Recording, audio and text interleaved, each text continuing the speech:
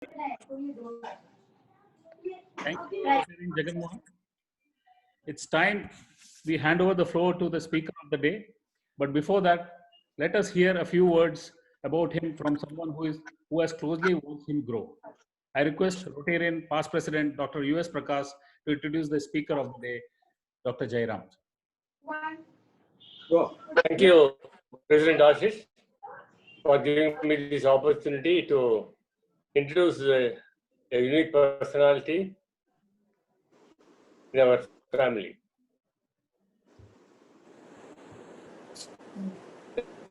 The speaker of this evening is 47-year-old, simple, humble cardiologist, heading the Department of Cardiology at Burjeel Hospital, a world-class multi-speciality tertiary care center in Abu Dhabi. To talk about this biodata, coming to the academic side, after finishing his schooling with the flying colors in Mumbai, he joined KM Hospital. He entered the KM Hospital in the year 1990 to pursue his medical education.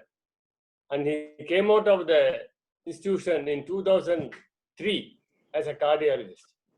In the meantime, in 1995, he finished his MBBS with distinction. And in 1999, he finished his MD Internal Medicine with the university second rank and won the silver medal. In the year 2003, he finished his ADM cardiology with the university first rank and won the prestigious Ivan Pinto gold medal for cardiology.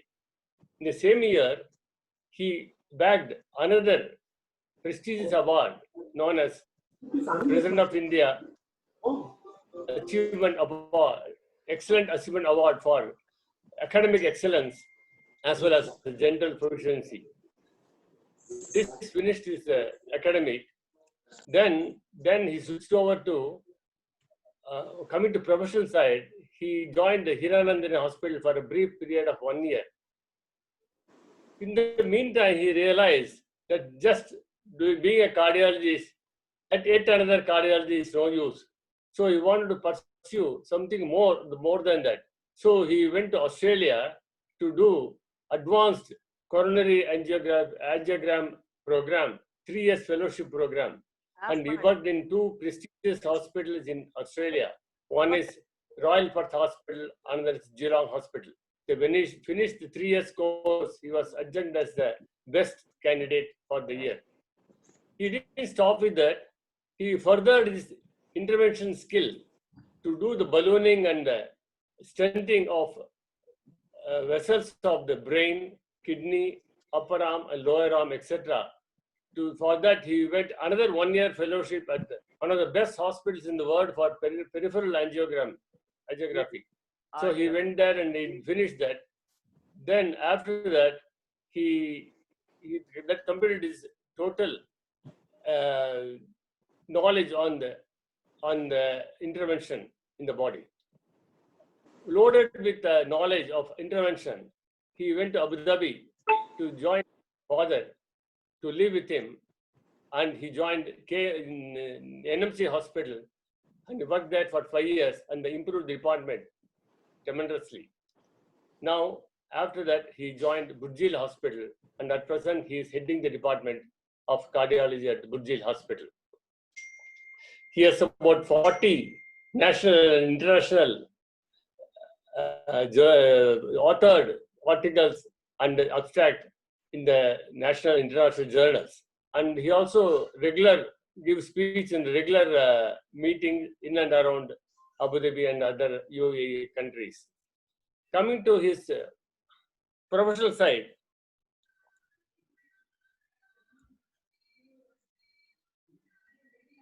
after finishing that, he coming to the personal side, living in UAE for more than 10 years, he has mastered the art of living with multiple wives. His first wife is my daughter Purnima. Through her, she has 2 sons, and his second wife is his profession. in the last 10 years, he works like he's a workaholic, crazily workaholic. In the last 10 years, he has done about 18,000 angiograms and about 6,000 angioplasties into his credit. And his third wife is his exercise. Even on a hectic day, end of the day, he come home and he'll do the exercise. Living in skyscrapers all through years, climbing 17 floors without waiting for a lift is his daily procedure. So he is good in exercise, he's good in everything. So with this, I introduce Jairam K. Aital to give the presentation today. Thank you very much. Thank you again, Ma, and thank you to all the Rotarians for this opportunity. I hope to make my speech really short like the T20 match and not play a test match for 5 days. Prakash missed one thing. I think 2003 he married his daughter. Jairam married Prakash's daughter. That's information you share with everybody. That is my biggest achievement, sir. Yeah, the biggest achievement. Okay, so I'll share my screen. Yeah. If Mr. Khemka can just tell me that it's all okay, so Yeah, that then we can. it's all okay. You are the co-host. You can Okay, share fine. the screen. Yeah. I think you can mute everybody, President. President, please mute everybody. Yeah, yeah. Only Jairam kuch okay. Okay, can everyone see my screen?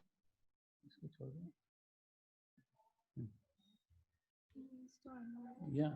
Yeah. Please unmute yourself, doctor. Yeah. Yeah. Can you hear me now? Yeah. Good. So thanks again for the opportunity. And I suspect the only reason my father-in-law has asked me to take this talk is to make sure that I'm working hard enough and doing enough to sustain his beautiful daughter. So this is a short discourse on what I normally do and what is sometimes done by all the erudite cardiologists found in your wonderful city. There are real gems there, and this is what they also do for you all in times of need. We'll have a question and answer session once we finish.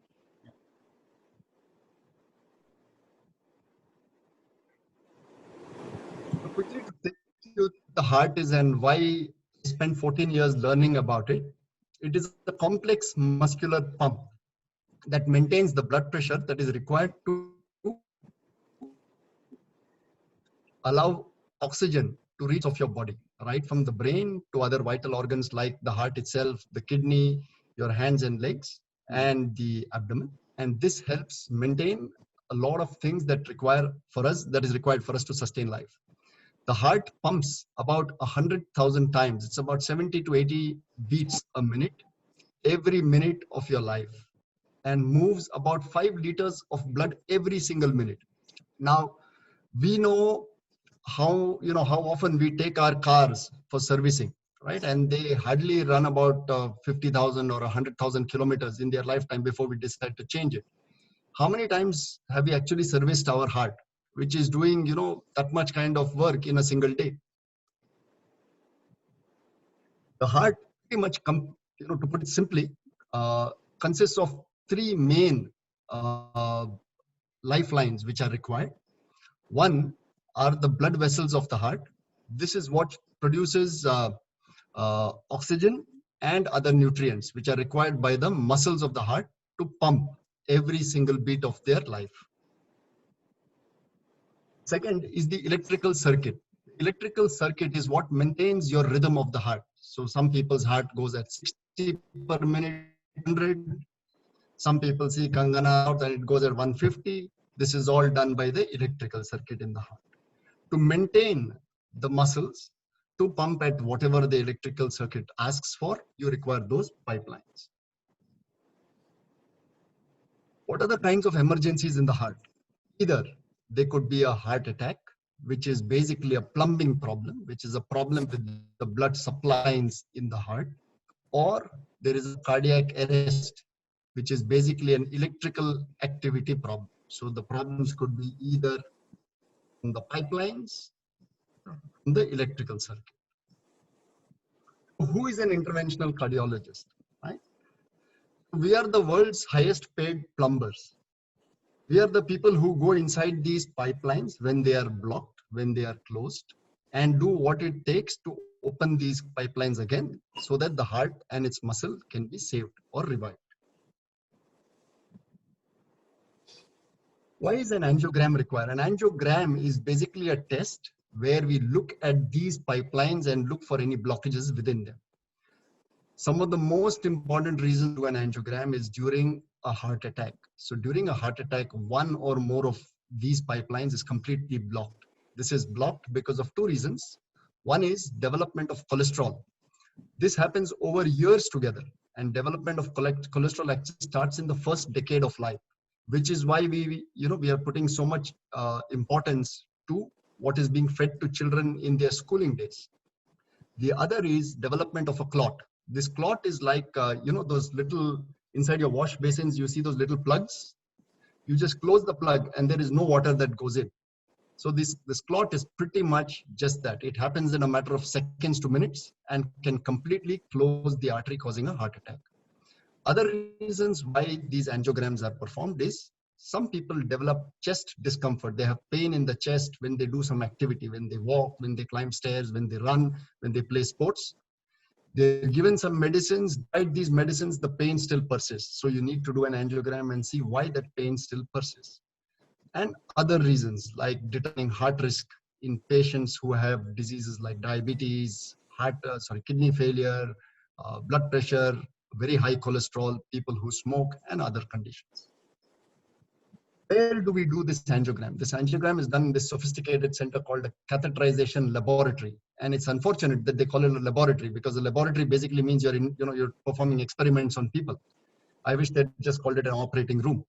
But this is where we do what is done. And just to quickly show you, this is called the C-arm. And this contains radiation. So X-rays, the patient is lying this table, and the cardiologist stands there and takes pictures using these tubes, which go most often from the wrist in 90% of the cases. In 10%, you might have to go to through the groin, that's through the leg.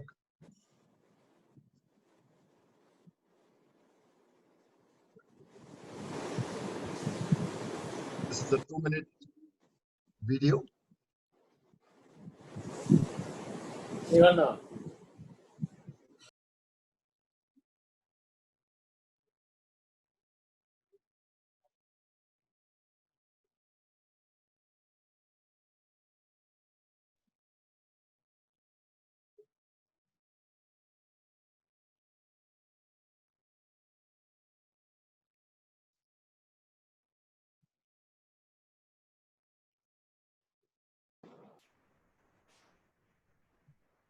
Jairam, not able to hear you.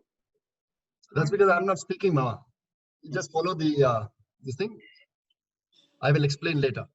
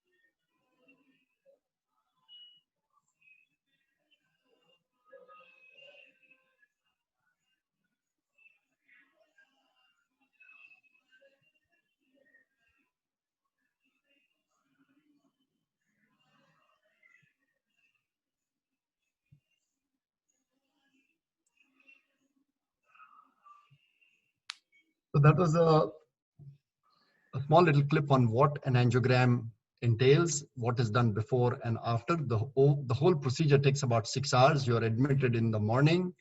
We give you some fluids through one of the lines in the body, just to make sure that you have enough fluids in the system. And then we go ahead and do these procedures under local anesthesia. During the procedure, both you and I will be looking at the screen at the same time. And these are actually live pictures of an angiogram. There is one artery on the right side. So you have to imagine that the patient is sleeping in front of you. And this is the artery on the right side. This is how the artery looks. Let me try and get a full picture. There you go. And normally it looks like a nice cylindrical shaped structure with not too much of narrowing. Something like that.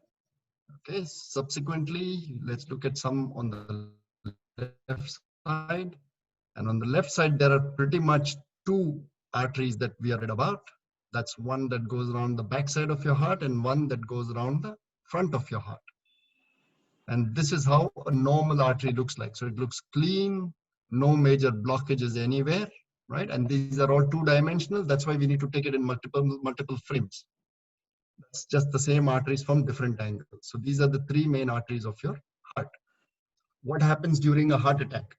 Like I said, so let me try and get a pointer there. So this is how your artery normally looks like a thin cylinder with nothing on the inside. Over years together, there is deposition of this cholesterol in between 2 layers of your artery, which narrows this artery down. Then one bad day, either because of severe stress, smoking, sometimes conditions like fevers, pneumonias, dehydration, can be a tear in this part of the artery, which has the cholesterol inside it. And this modified cholesterol is exposed to the blood. And that leads to formation of a clot, which completely blocks this artery. When there is no flow down the artery, it causes a heart attack because that area of the heart muscle is now receiving no blood.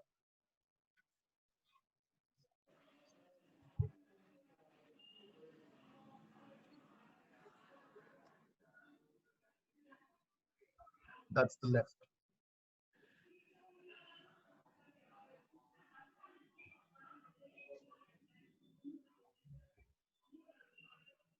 That's there. That's the rupture.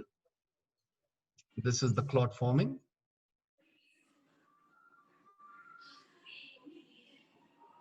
And goes and closes this artery completely.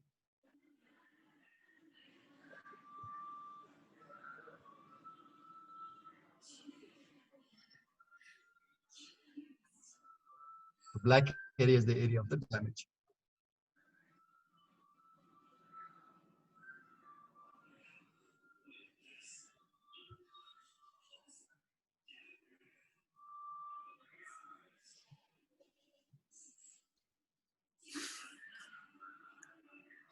So just to tell you what happens there, you remember the artery on the right side. Just put a pointer there. And this is the artery here that's completely closed. You remember the last artery looked like a C? Here it's completely cut off there. That is because there is no flow down that artery because of that clot that sat there. There you go. What we do inside the catheterization laboratory is pass a wire like this. Let me just get that on. That's your wire there. To position it beyond the area of the blockage. Subsequently, we use what's called an aspiration device, which is something that sucks out that clot. That's there. It's the aspiration device. It sucks out that clot from there. And after sucking out that clot, we see that the flow down that artery, which was completely blocked just a while back, this was what it looked like before, where there was no flow down that artery. And after sucking out some of that clot,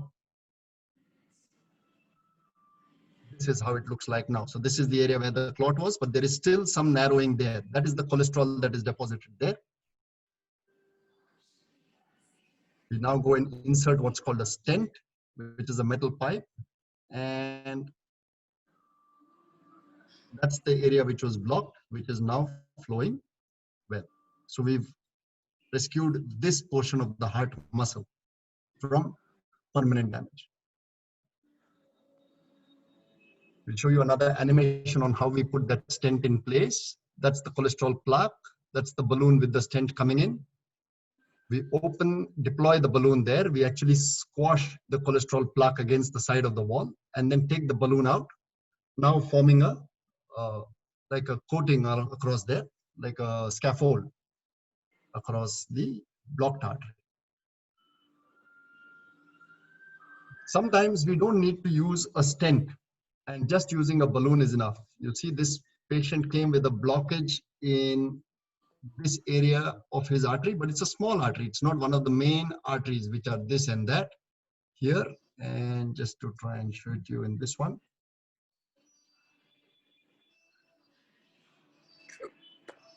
That's the area of the blockage there, where it is really, really narrow, right? So we use a balloon to open up that artery.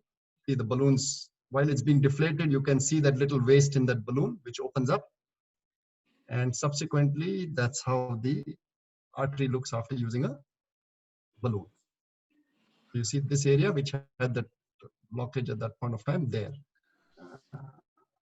That's the one, right? So in these small arteries, you don't really need to put in a stent, and using a balloon does a good enough job. Sometimes you need to use a stent. A stent is a metal scaffolding that is used to open up these blocked arteries. You see there that this artery is narrow from here to here, especially in this place where it is more than 70% narrow. Now for us, this is the next slide shows the insertion of the stent. And after the stent, that's the last picture where we can see that the artery is now open, where there is no blockage in that same area. Right? These stents are used when the blockage is very, very severe. It is more than 70% diametrically narrow. If it is less than 70%, most times with medications, most patients perform exceedingly well as long as they take care of their other risk factors like diabetes, blood pressure, high cholesterol, stop their smoking. Sometimes we need to do angioplasty in complex procedures, which is to prevent patients from undertaking a coronary bypass surgery, which is a big operation where they open the chest and attach new arteries to these blocked arteries. So this is in completely blocked arteries where there is no flow down that artery, or in very tortuous arteries or extremely hard arteries which contain calcium. So to take you through one of these, this artery was the second artery that normally should have gone down that way, all this way, and you see here it is completely blocked. So you use special devices and special wires past such arteries, manage to get through that artery, and you can see some flow down the artery now.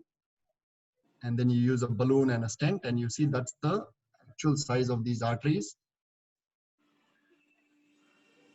These patients in the past would require a bypass operation because they were completely blocked at this level. And because they were blocked, you had no ways and means to open it. Now, thanks to a lot of engineering techniques, good hardware that we have in terms of wires and balloons, we are able to open these, thereby precluding the need for an open heart surgery. This is another complex procedure called a rotablator. Rotablator is something that's a diamond burr that opens these calcific arteries, which are hard.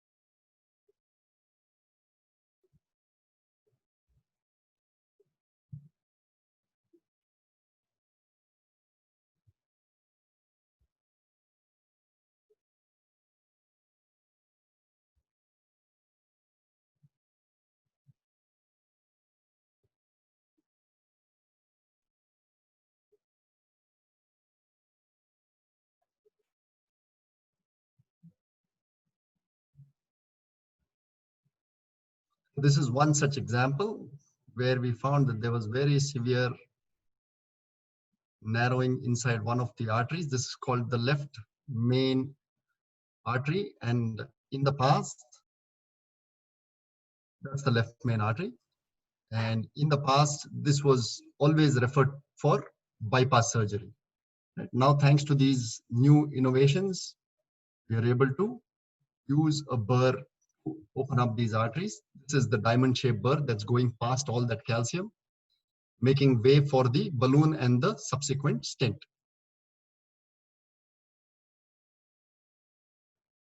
That's the stent in place.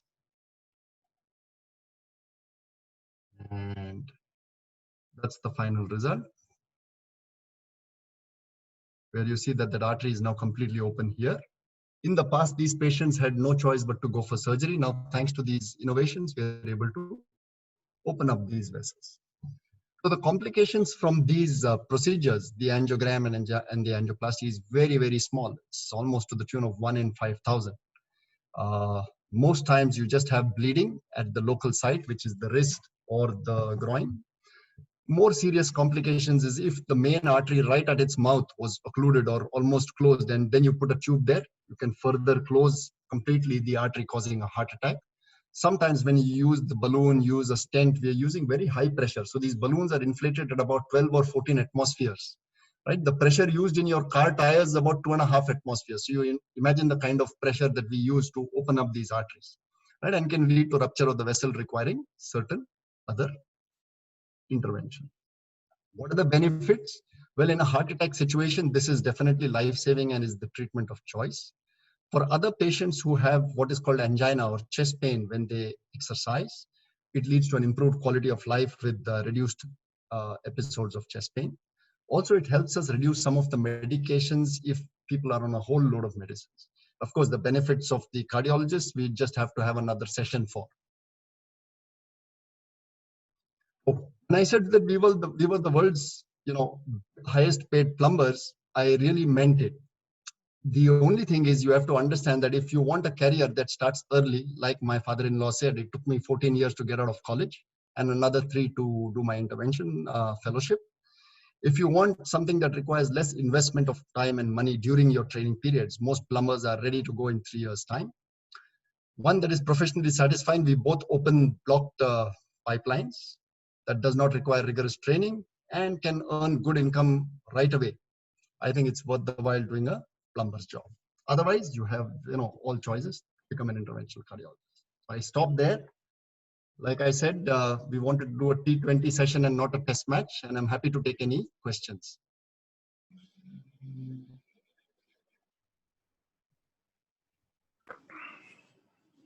Yeah, the floor is open. You can ask any question.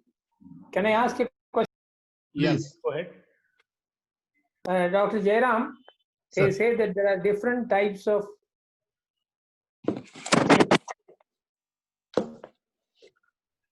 Is there any advantages stent or something costly? Depends on the cost or depends on the function? Right. So there are 3 kinds of treatments that are available from an interventional perspective for patients. One is using just a balloon, right? That is one of the slides that I showed, where the artery is small. You don't really need to put in a stent. You can use just a balloon to open up that artery. There are specialized balloons which are a little more expensive, which contain medicine, right? Of the stents, there are pretty much 2 varieties. One is what is called a bare metal stent, which is only the metal scaffold and really nothing else on it. The other is what is called a drug-eluting stent or a drug-coated stent. These drug-coated stents contain special medicines, which are actually anti-cancer medicines. Now, one of the problems with putting a stent in, sir, is that it is a foreign object. So the body can react to a foreign object. Like people have an allergy, let's say, to aspirin or to Brufen. The body can develop an allergic reaction. It is called, it is where the coating of the, over the stent actually grows too much. So these anti-cancer medicines that are found in the stent actually reduce that growth. So they reduce the chance of re-narrowing within that stent. In a bare metal stent, the incidence of re-narrowing is about 25%, which means 1 in 4 will come back for another procedure. But with these drug-eluting or these latest stents, that incidence is about 7 to 8%, which means 90% will not require another procedure, either an angioplasty or a bypass for the rest of their life. So that's the reason why these are a little more expensive. There are various varieties available, a lot of Indian locally manufactured stents. From the studies that have been put out there, I think they're all equivalent to the foreign ones. But a drug-eluting stent is definitely a better bet. It's a little more expensive as compared to a bare metal stent. The ones that definitely require a drug-eluting stents are people with smaller arteries, right? Or people with diabetes or renal failure, kidney failure. These are the people where you would insist on a drug-eluting stent. In big arteries with young people without any renal failure, even a bare metal stent would do fairly well. You have to close the screen, Jairam. Close the computer. Close the current. Okay, hold on. 1 second. Doctor, there's a recurrence of plaque buildup in almost 1/3 of the cases, in spite of very cautious style of living and the proper medication intake. Why it is that? Right. So that's a wonderful question, and I wish we actually knew the complete answer to that, because if we had known, then there wouldn't be such plaque build-up at all for all of us, and you'll be surprised that most cardiologists actually die of a cardiac arrest. So we obviously haven't learned our craft well enough. But then the thing is this: there are certain known risk factors. People with diabetes, people with a strong family history, right? So if your parents or your uncles or grandparents have been afflicted by heart disease, then genetically you are more prone to developing this plaque. Then there are certain modifiable ones, like people with diabetes, high blood pressure, high cholesterol, smoking, stressful lifestyles, poor lifestyle with less exercise, bad diet, poor diet control. These are the people who are more prone to developing heart disease. If you are within these, then the chance of you developing heart disease is almost 1 in 3, sir, 30 to 35%. If you are not one amongst these and you take good care of your health, then your risk of heart disease is in the single figures. So it's about 5 to 7%. So you're able to bring it down by that much. Unfortunately, you're not able to nullify it to bring it to zero. Yeah, Dr. Jairam, it was a really great talk. Good. It was quite educating to a layman like us. One question I have is, they say that a drink or two, alcohol, would reduce the chances of your heart attack and getting heart problem. Is that true? That's right, sir. So there are, that's a wonderful question actually, because it's got a lot of connotations to it. So you said a drink or two, right? So a drink or two is actually a drink or two. So it's 1 or 2 drinks. And we conveniently didn't specify the quantity, right? So about 30 to 60 milliliters of red wine is known to be protective to the heart, right? What it does to your liver, I don't know. And I'm sure there must be gastroenterologists here waiting for you to take that drink or two. I think you should advise your father-in-law about this. My father-in-law is always in high spirits. He doesn't need the drinks. I'm waiting to have a drink with him. No, that's Yeah. So, but that's what. So, from our side, 1 or 2, 60 ml in a day, red wine is protective for the heart simply because it has antioxidants. And you'll be surprised that a lot of red wine is made from fermented grape, right? So actually having raisins is just as good. How about aspirin? They say aspirin a day also really helps. Correct. So in the past, people above 40, most people were recommended a tablet of aspirin, but there have been recent studies that say that there are other side effects of aspirin, like poor effects on the stomach, some mild, probable problems with cancer. So they don't really recommend it unless you're at a high risk. And there are certain risk scores that heart doctors, cardiologists use to determine whether you're in a low risk, a moderate risk, or a high risk. If you're in the high risk group, then for sure the benefit of aspirin outweighs the disadvantages. All these medicines are ultimately chemicals, sir, and none of them come without side effects. So they have good effects and side effects. You need to weigh both and see which one's, which one outweighs the other, and then take a call. Thank you, doctor. Doctor, I have one question. Jairam, Sir. you have worked in different countries. Yes. Is there any difference in the heart of different country people? In the sense, suppose sportsman or people who are good physique, their heart is different from others, or any difference between the ladies and the gents' heart, as long as the coronary vessels are concerned. Right. So you're quite right, because sometimes ladies tend to be heartless. Okay.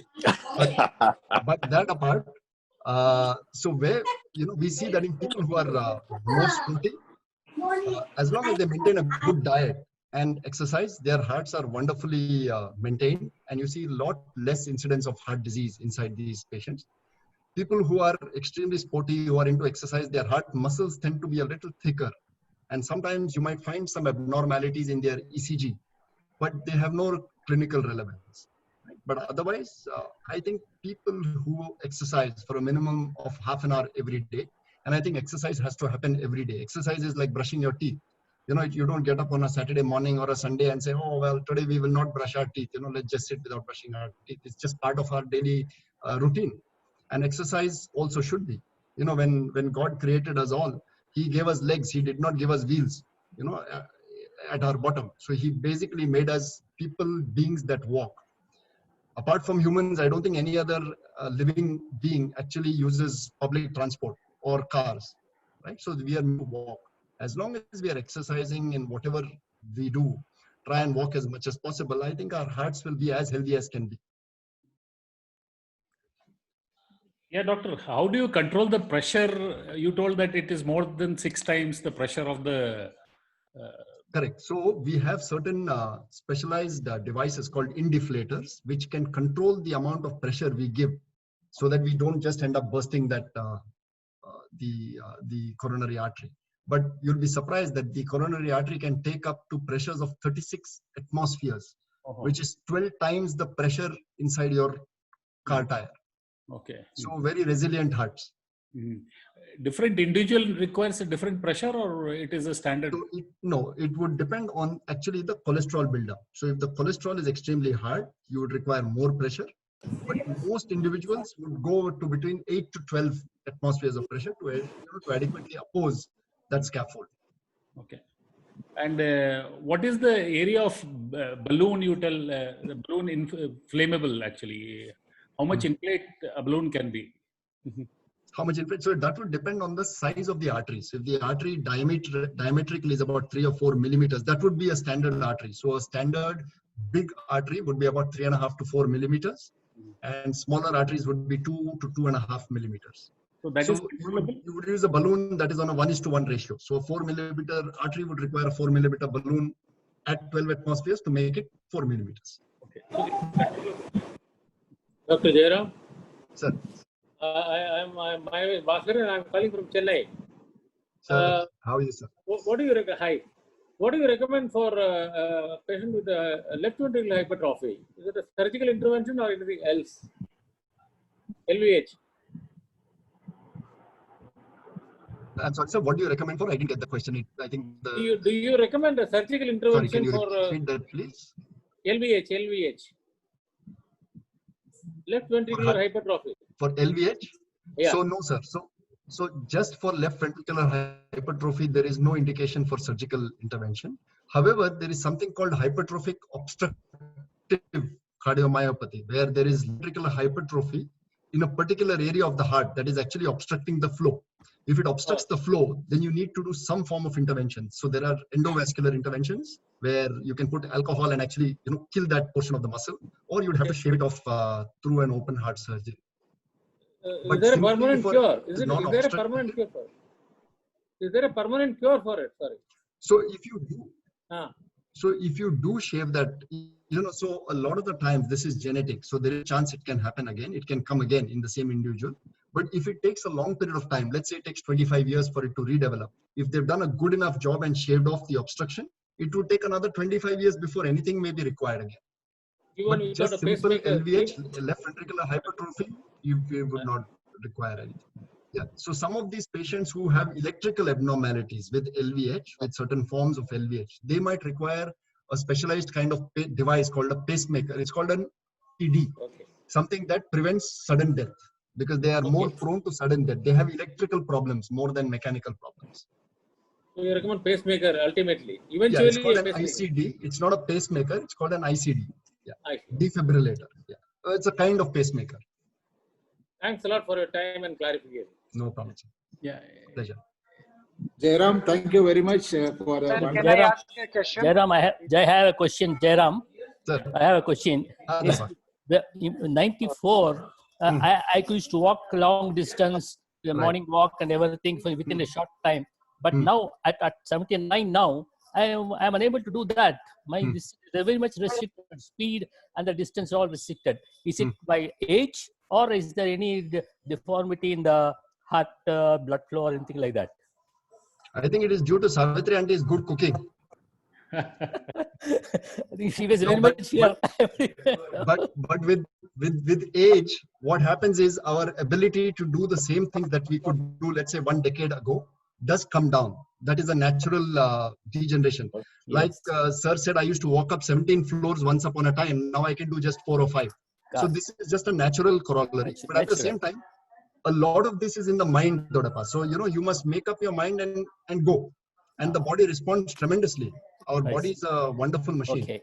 So you can, by all means, motivate yourself to go a little more and the body will willingly agree. Okay. So aging is only a psychological process. It is. But then once a year, get yourself checked, tested to make sure that everything is fine. That's right. Thank you. It's a mind game. I am Balasundaram. Thank you very much for the wonderful presentation. I have 2 questions. Sir. What do you think about the dieting like vegetarianism? And second thing is about meditation. Yes. Stress level comes down, BP comes down. Will it help for a good heart condition? Yes. So at least I here profess to all my patients, sir, that having a good diet, maintaining good exercise, doing yoga and a little bit of meditation, and taking what pills may be required are like the 4 wheels of your car. Right? So you can't run your car if you have 2 wheels which are tractor shaped and 2 wheels which are shaped like a bicycle. Right? So taking your pills on time every time, but refusing to do any exercise, or doing a whole lot of exercise, exercising 4 hours a day, and then going and eating whatever the hell you want. This is not going to help. So I think balance is a very crucial part of all this. And there have been immense amount of studies and very valid data saying that yoga, meditation will help in a lot of things like hypertension, sleep apnea, reduction of cholesterol levels, reduction of stress levels. Like I said, the clot forms pretty much because of stress. And if you have less stress, there is less chance of that happening. So yoga, meditation for sure.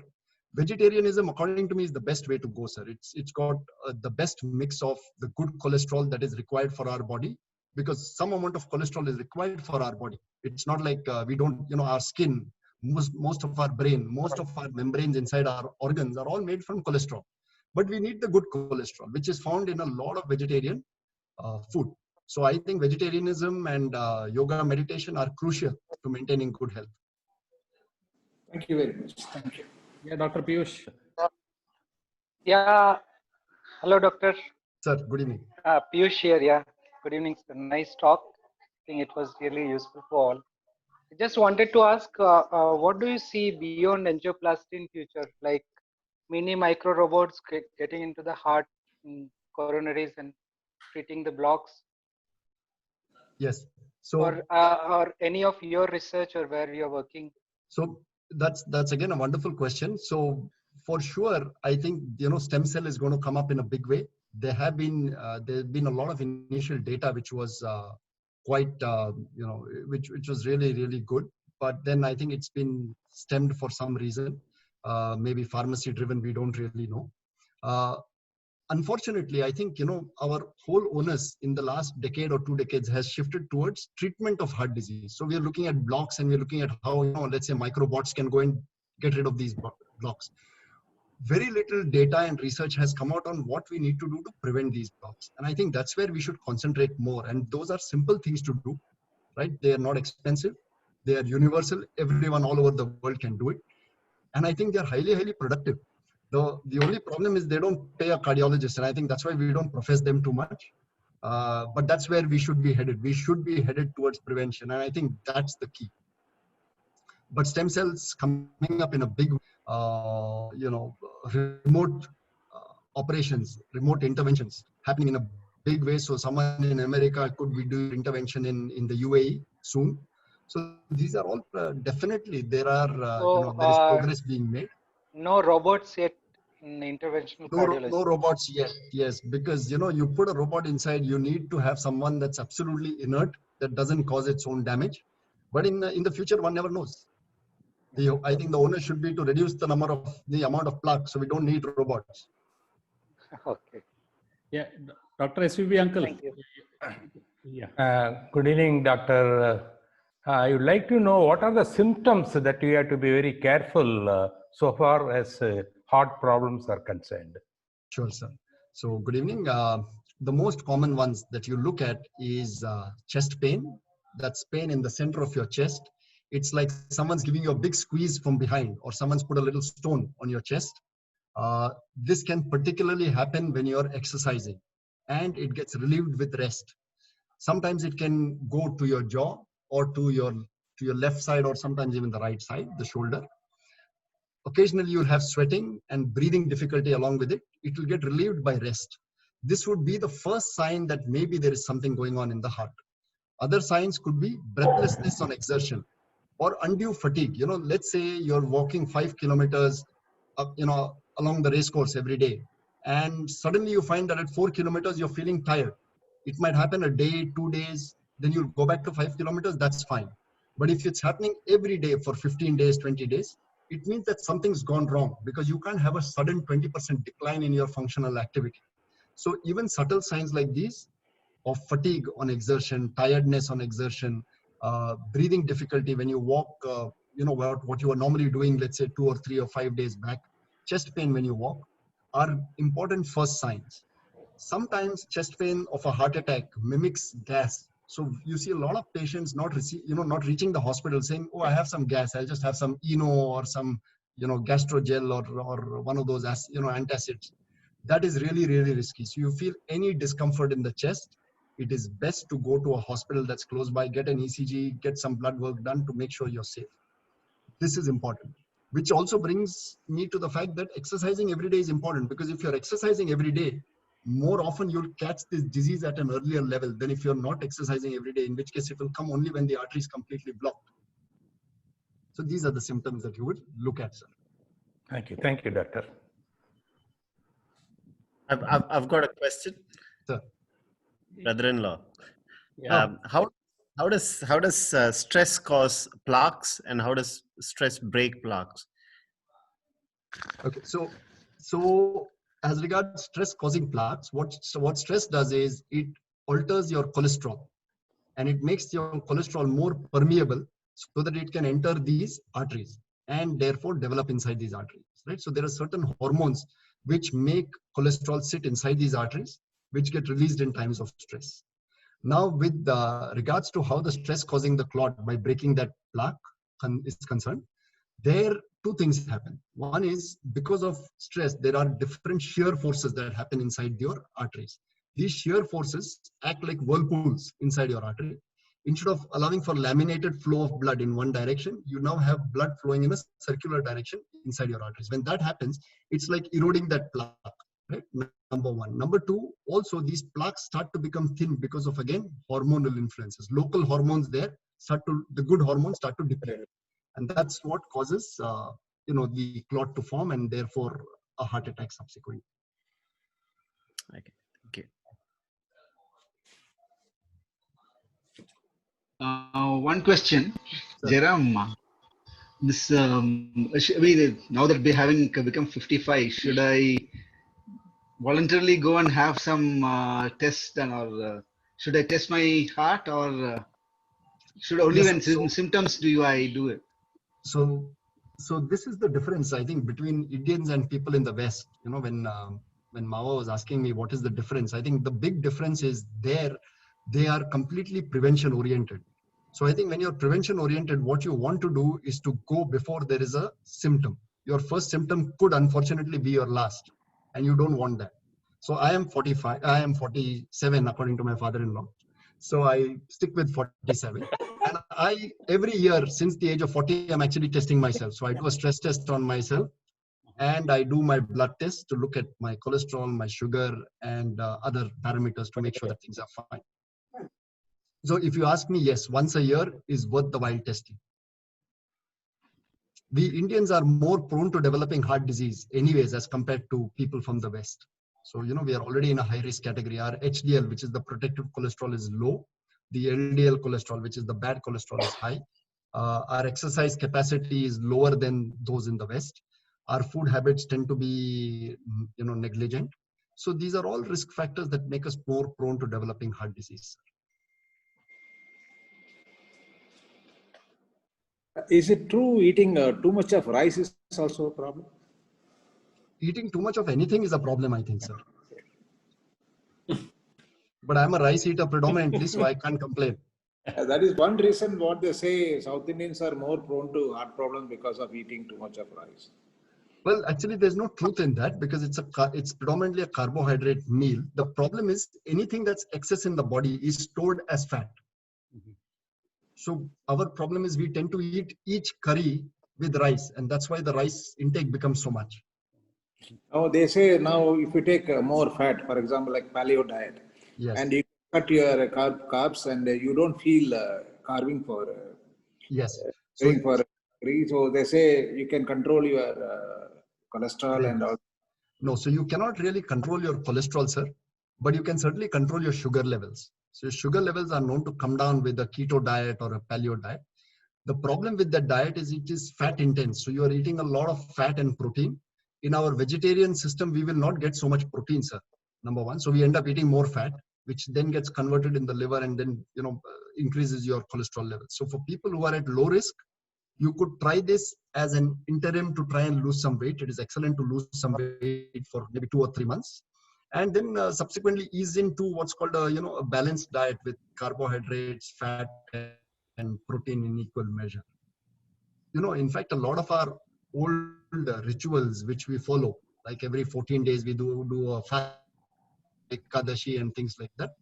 These actually are very scientific in terms of cleansing the body and making sure that everything remains in sync. So rather than look at keto diet, and a better way to do it is to look for an intermittent fasting where you're eating for 8 to 10 hours in a day, and you can eat pretty much whatever you want. But the rest of the time you stick with just water or maybe an orange juice or a cup of black coffee if you require. That also helps reset and re-regulate your system. Dr. Jairam, again, Bhaskaran, my question may not have a relevance directly to your specialty, but then still out of curiosity, I would like to know, what do you recommend for this?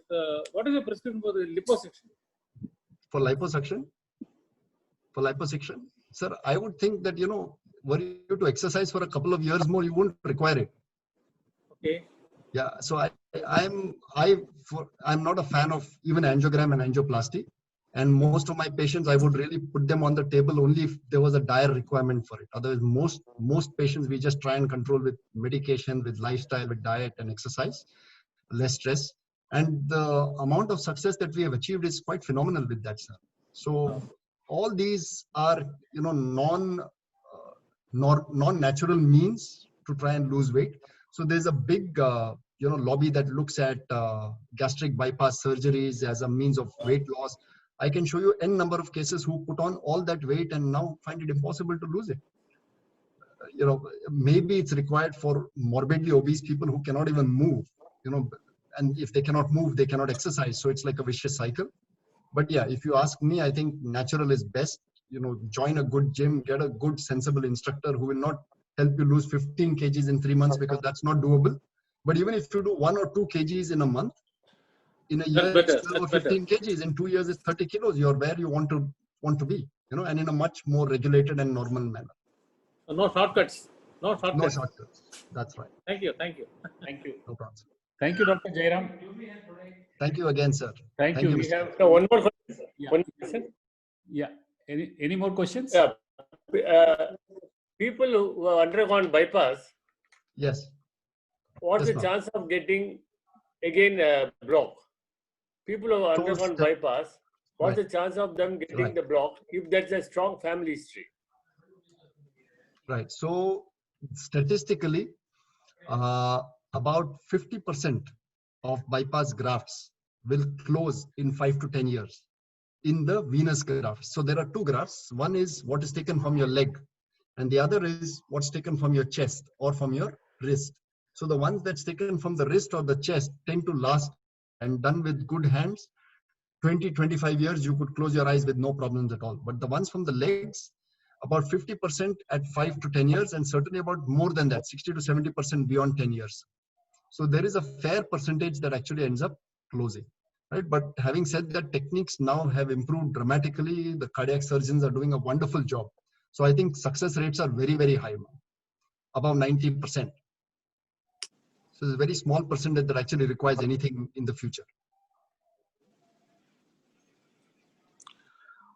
Sir, I have a small question. In the name of diet attraction, actually, the lot of products are coming out with the brands like with the labels like sugar free, and you just put a diet in front of the Coke. They say that it is much more a healthier option.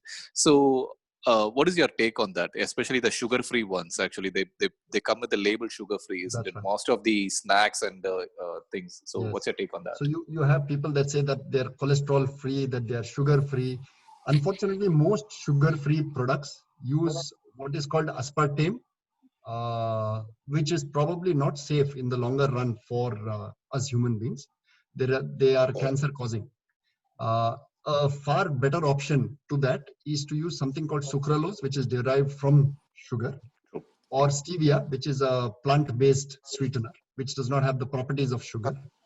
But if you ask me honestly, a little bit of honey or jaggery is a much, much better substitute, because these get absorbed from your intestine very, very slowly, and they are better substitutes to sugar, which is absorbed very, very fast.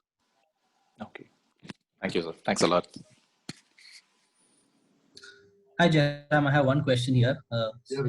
Quick one. Is it true that the lesser the heartbeat per minute, the healthier you are? Yes. So unless you have an electrical disturbance in the heart, which is the reason why it is slow. Otherwise, if you look at the heartbeats of most of these footballers or cricket players, Virat Kohli, Rohit Sharma's, maybe the Dhonis of the world, their heart rates would remain in the 40s. That's because with one pump, they are able to efficiently manufacture enough blood supply for that period of time. So 40 to 50 beats a minute is good enough for them. Most of us normal people would have it between 60 to 100. If it's more than 100, it means you're terribly, your exercise regimens are really, really poor, or you have a heart condition that's increasing your heart rate so much. Most of us, I think if you're between 60 to 70, you're reasonably fit, unless there is an electrical disturbance that's precluding this whole thing. But otherwise, yes, to answer your question, fitter people generally have a lower heart rate as compared to people who are not so fit. Got it. Thanks. I think that's all questions. Wonderful. If that's all, then I won't keep you further. Yeah. One thing which I want to share. Sir. The last 3 months I am doing meditation. My BP has come down drastically, and also my heartbeat used to be 75, 80, has come down to 52, 55. Absolutely. So tremendous. Yes, your heart rate and your blood pressure, sir, goes up because of a hormone called adrenaline. And yoga or meditation actually reduces the circulating adrenaline in your body. What your adrenaline does is it increases your heart rate and your blood pressure. So these are the first two things that will come down with meditation. So wonderful job done. And I think that's the take-home message here, that if people take care of their hearts by themselves, most of us cardiologists will end up being plumbers. One last question from me. One last question from my side. I am 69-year-old. Sir. I'm not a big exercise heavy because of my laziness, obviously. Right. My food habits, if you see, morning breakfast and supper, I take oats almost for 1.5 decades. This has been the practice. Wow. Only for lunch, I take rice and other things. What do you recommend? Is it okay? Because my HbA1c ranges between 6.5 to 7.5, maximum 8. 8, just once only. Otherwise, it is 6.5 to 7.5, over between that. And of course, I do meditation. Not a big exercise and kind of a thing. No. at times I go for a walk, mild stroll and all that. That's all. This is my lifestyle. I'm a retired guy. Now, is it okay? Can I continue to do this? Oats, particularly my diet. Morning and breakfast and supper is oats. Yes. I take that masala oats. Plain oats, somehow I am not very keen on that. Taking plain oats. Masala oats is available here. Right. Afternoon, I do take this. And little bit of, this munching and all that, no, that is there. In between kind of a thing. Can't help. I cannot control my tongue. So what do you suggest? Am I on the right path? Or I need to be, slightly swayed here and there as a doctor? I suggest you meet my father-in-law and be in regular touch with him. My problem is your father-in-law and me, we are from the first standard onwards, we are the trouser mates in the school. Wow. Now let me introduce myself. From the first standard till SSLC, we were together. Wow. Okay. That's awesome. So my friend will say, yeah, you continue, no problem at all. No, as long as you're taking care of your sugar levels and making sure that your HbA1c is actually between the 6 to 7 range with medications, taking some cholesterol tablets because there are recommendations to take cholesterol tablets in diabetics, and add some exercise, sir. See here, this is a place where certainly I think exercise, it's not everyone's cup of tea, but if it is required, it's just required, and I think that will help you regulate your sugars also much better. The oats is fine as long as the masala oats contains healthy masala. I don't know what it contains. But one thing, my renal picture, my BP renal parameters, BP and other things, everything is absolutely normal. No cholesterol also. No cholesterol. I'm good at that, those parameters. So Wonderful. that is why confidently I take them. Yeah, but the problem is sometimes you might have a normal cholesterol in your blood, but the cholesterol can still deposit inside your arteries, sir. Okay. So there is a small percentage of people like that. That's why we say people with diabetes, we treat it like it's a heart condition and ask them to take cholesterol medicine irrespective of their baseline blood cholesterol levels. So I certainly feel maybe you add that.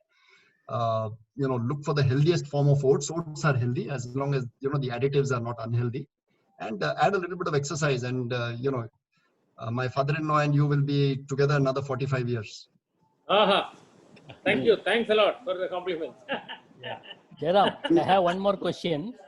See, now today I think the BP standard BP level is all now governed by American pharmaceutical lobby. Okay, that is in the news. What is your take on that? Yes.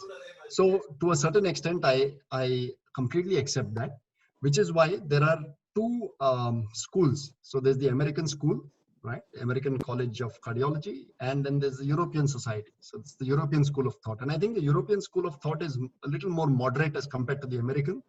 And I completely accept that a lot of what is driven, unfortunately, is by America. But there's a lot of other good work and good research that's happening from Europe, from Australia, from the Southeast Asian countries, from our side of the world, which also says that what America is saying is not totally incorrect, but maybe they're exaggerating a little so that, the pharma industry benefits. But the is there in all walks of life, unfortunately. You go to the court and the lawyer will tell you 10 things, 9 of which are probably not required anyways. One last question. I have one question. Not directly related to cardiac problem. See, the recent 5G has any impact on your field? Do you think that the recent 5G is going to have larger impact on cardiac treatment? So unfortunately, there's not too much of data on that. There's not too much of, not too many trials that have been conducted. There are two schools of thought. One school of thought says that 5G is disaster and, it's going to cause a whole load of problems. I think predominantly pertaining to cancer because of, the radiation involved. I don't think anything that had to do with the radiation was actually bad for our heart unless it was given in abnormal, levels. It was given at abnormal levels to the patient. So the only time we see radiation affecting the heart is for people who are receiving radiotherapy for cancers, where the dose is so much that it actually impacts the heart. In a perspective, we are not too concerned from a cancer perspective, we are yet to receive data. So the question I think people should be asking is, why do you need to speed up life so much? Right? Very comfortable when we are going at 3G. Right. I think Dr. Jairam has taken a whole book of questions. I think we can write a book on questions and answers. We await your larger and bigger bill from Abu Dhabi for so much of prescription given on a lighter note. Yeah. Thank you, Dr. Jairam. I have understood so much about my heart today. Yeah. Thank you very much, sir. Angiogram or an angioplast, you have given us intricate details of what we need to know. Thank you once again. Thank you again to all the Rotarians. I request Rotarian Manikam to propose vote of thanks, please. Oh, thanks, President. Mr. Jairam Aital, the son-in-law of our famous doctor, Prakash, today has spoken very nicely. Layman like me could be able to understand much about the heart, functioning of heart. Really, we have heard through some doctors, you have to maintain this, that. When from heart's mouth, if we hear things, naturally we will be more careful in the future also. See, this leads to most of us to think proper about our health in the near future. Somebody have raised some points about whether should I do regular exercise or not, and whether I can take this much of food and other things. These questions have been well answered. See, it's applicable to all of us also. The most important part in the body is the heart. See, as you told, it functions 1 lakh time, I think, right? 100,000 times. Are we taking so carefully that or not? I do not know. But anyhow, here afterwards, we should practice that. And before concluding what I thought, whether you can understand Tamil or not, I do not know. புலிக்கு பிறந்தது பூனை ஆகுமான்னு இங்க புலிக்கு மருமகனே 8 அடிக்கு மேல 16 அடி பாயிறார். I think your father can explain what I was telling you about this. Mahakavi Bharati also told that he should have a young child's heart so that he can have more energetic, more good thinking. I think you have that. That's the reason you have been doing all these things. Yeah, we are sincerely thankful to you for your kind talk today. And on behalf of the Rotary and on behalf of myself, I will thank you. Thank you. Thank you very much, sir. Thank you. Thanks a million, Aital. Thanks a million, Dr. Aital. One of our best meeting in recent times. Yeah. Thank you very much. Yeah. So, like to end, CSK plays Mumbai Indians today. Yeah. And for me, it's a daily occurrence because in my house, it's always Chennai versus Mumbai. And we know who the winner in this is. But I have never won a single match. Yeah. That's a good one. That's a good one. That's a good one. So, 10th meeting of Rotary Coimbatore Central is hereby adjourned. Thank you, President. It's a wonderful meeting. Thank you. Thank you, Dr. Prakash. Have a good evening. Thank you. Bye. All the best. Bye. Hi, Jairam. Thank you. Thank you, Ate. Take care. Thank you, Bhaskar, for joining. Hi, Jairam. Enjoyed. Hi, Jayate. That's my sister from Mangalore. Mangalore, okay. My son also joined. He asked some questions. I want to say one thing.